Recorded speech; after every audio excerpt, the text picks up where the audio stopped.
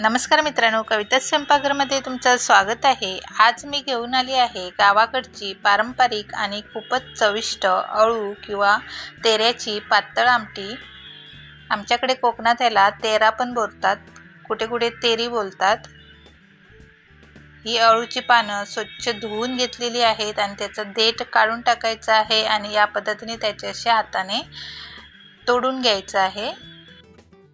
हा recipe video तुम्ही शेवटपर्यंत नक्की पहा आणि नवीन असाल तर प्लीज सबस्क्राइब करायला विसरू नका।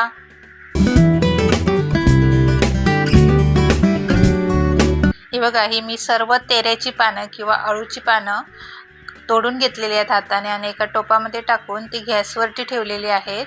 आणि त्यामध्ये आता मी हे 1 ग्लास छोटं पाणी टाकलेलं आहे आणि त्याच्यावरती आता झाकण ठेवायचं आहे आणि मीडियम टू मंद आचेवरती हे पानं वाफवून घ्यायची आहेत किंवा शिजवून घ्यायची आहेत।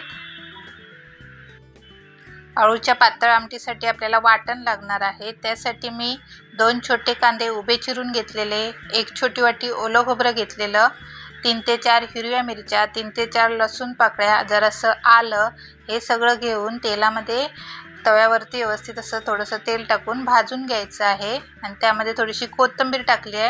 हे वाटण पूर्णपणे थंड झालं की थोडंसं पाणी टाकून मिक्सरमधून बारीक वाटून घ्यायचं आहे। हे बघा, 3 ते 4 मिनिटं झालेले आहेत। हे बघा, वाफवून केवढं आटलेलं आहे बघा अळू। आता थोडं मिक्स करून घेऊयात, अजून साधारण 2 मिनिटं व्हायला देऊ।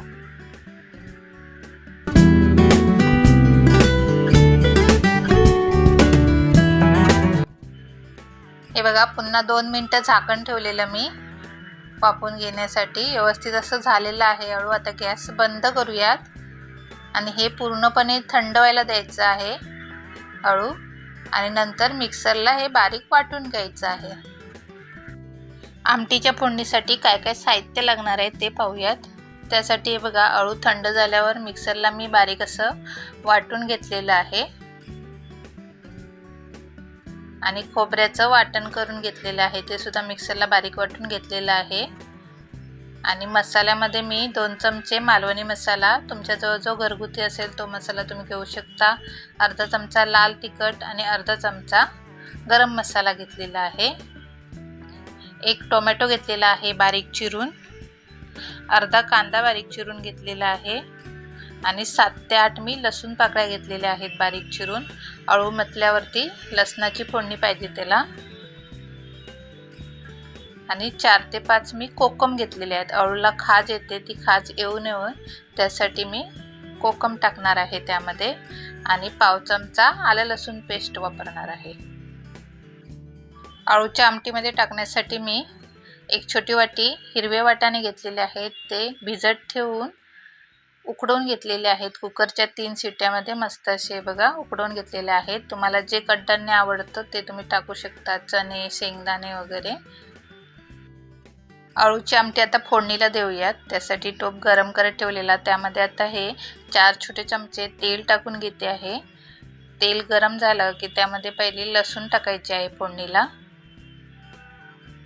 आणि कांदा पण टाकायचा आहे त्यासोबत आणि कांदा आणि लसूण व्यवस्थित अशी भाजून घ्यायची आहे तेलामध्ये।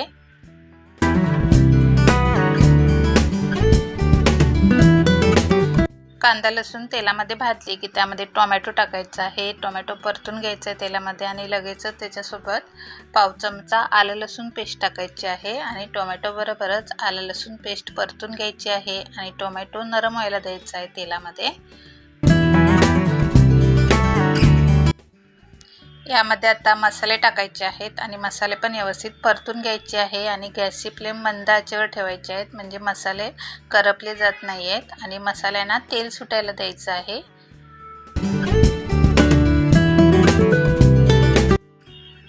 बघा, अर्धा ते 1 मिनिट परतल्यावरती मसाले तेल सुटलेलं आहे। आता हे वाटाणे आणि अळू आपण जे वाटून घेतलेलं आहे ते फोडणीला टाकायचं आहे।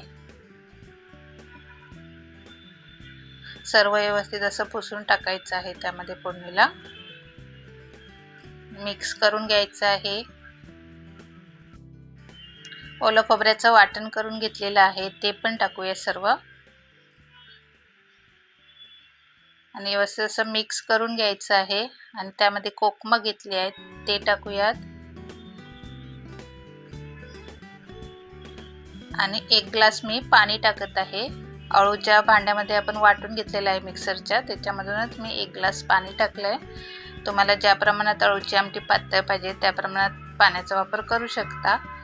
आणि चवीपुरतं मीठ टाकलेलं आहे 1 चमचा. आणि व्यवस्थित असं हे अळू 5 ते 6 मिनटं उकळून घ्यायचं आहे शिजवून.